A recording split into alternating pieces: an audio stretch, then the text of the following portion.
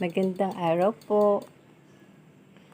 Ayun po, tatahiin na natin yung fabric na nakat natin. So, gagawin na natin siyang damit. Kung napanood nyo po yung mga last videos ko, makikita nyo po kung paano ito nagawa. Itong pattern na to, tsaka kung paano siya nalipat dito sa fabric. Ayan po yung front. At ito yung back. Ayan po. Simulan na po natin yung pagtahi.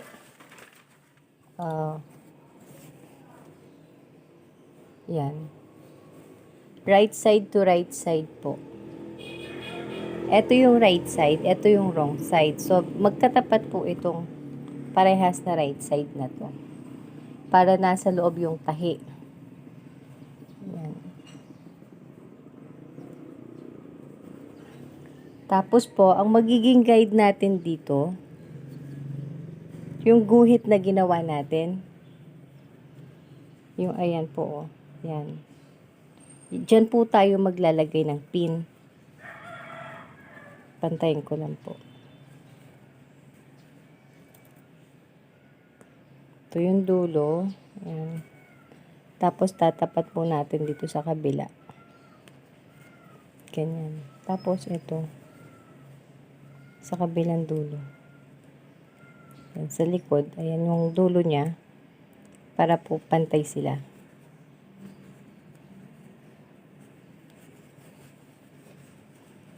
Yan. Ipin lang po natin ng yan. Ganyan po. Hanggang sa dulo. Hanggang sa kabilang dulo.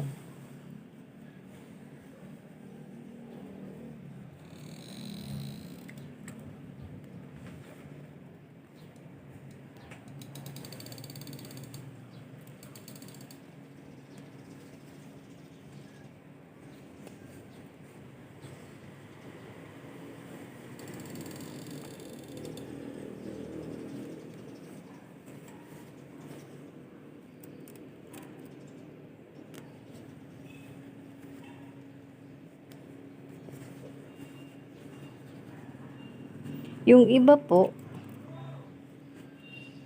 bago nila pagpatungin na ganito, tinutupi na nila. Ganon. Para tahi sila diretso na. Pero mas maganda po yung ganito. Kasi, pakita ko po sa inyo mamaya para ano.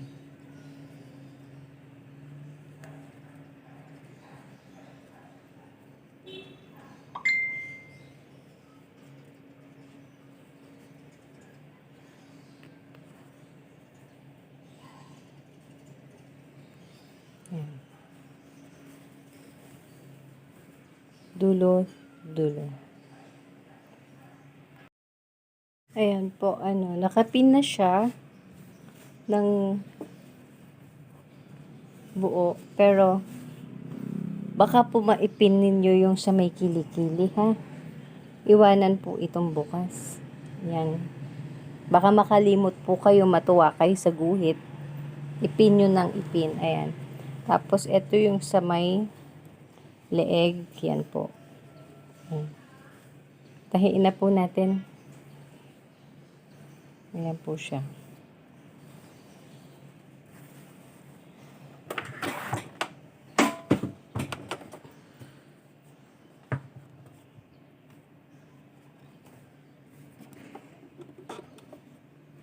Ayan.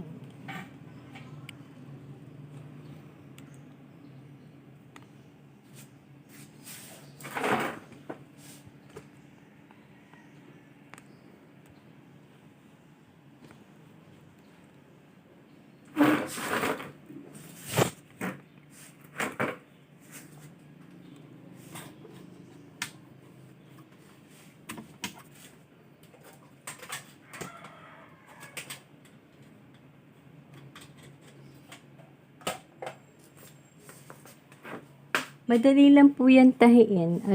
Pagka natapos na yung sa may kilikili, yung sa may balikat, yung sa may gilid, makikita nyo na po agad yung result nung nabuo natin.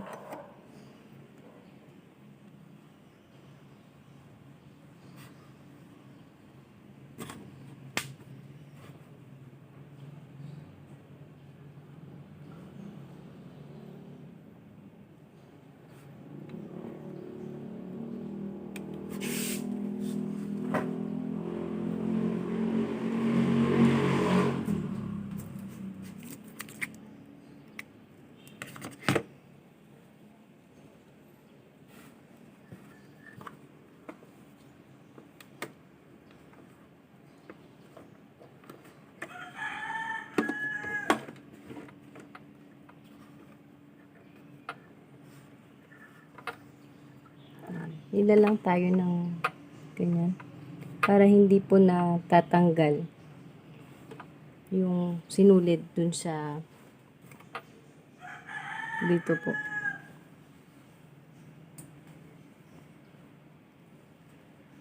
Yan. Let's start. Unahin po natin yung sa balikat. Ito dito. Sa may balikat.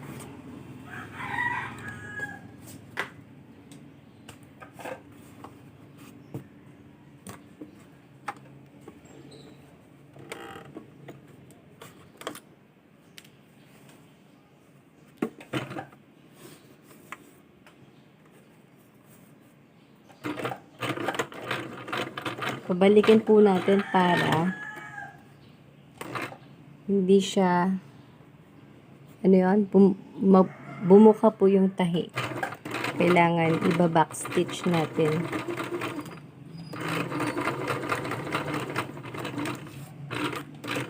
Yan. Pagdating po sa dulo, back stitch ulit. Taas. Hila. Then cut.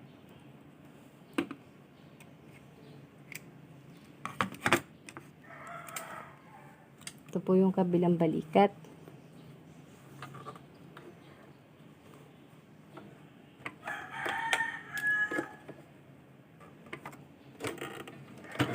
Stitch, back, forward.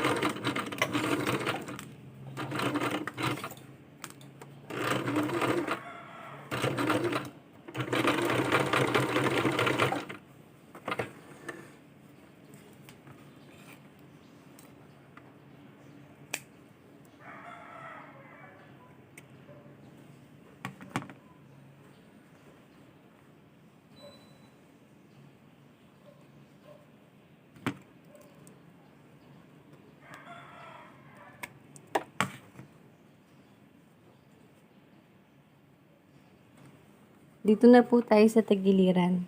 Ito po yung kilikili, no? Ito. Yan po yung kilikili. Sa gilid po tayo.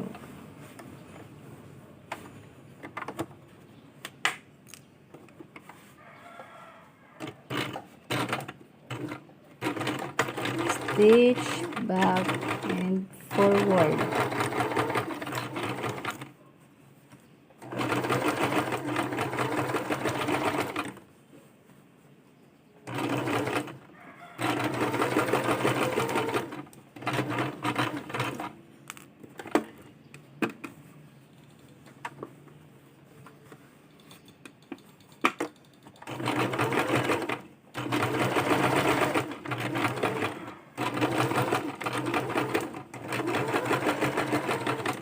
Stop sa end ng line, back stitch, and cut.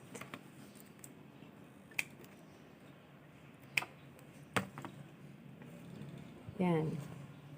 Dito na po tayo sa kabilang side. Tapos makikita nyo na po na nakagawa na tayo ng blouse. Pero etong gilid na ito, para po maganda yung tahi natin, kailangan natin siyang tahiin papasok. Inuna lang po natin tahiin itong gilid-gilid niya para po makita na natin yung finish result natin. Pero nasa sa inyo po yun kung uunahin ninyong itupi yung hem o tahiin muna, buuin muna siya. Ako po mas gusto kong magtahi muna bago ko po gawin yung hem.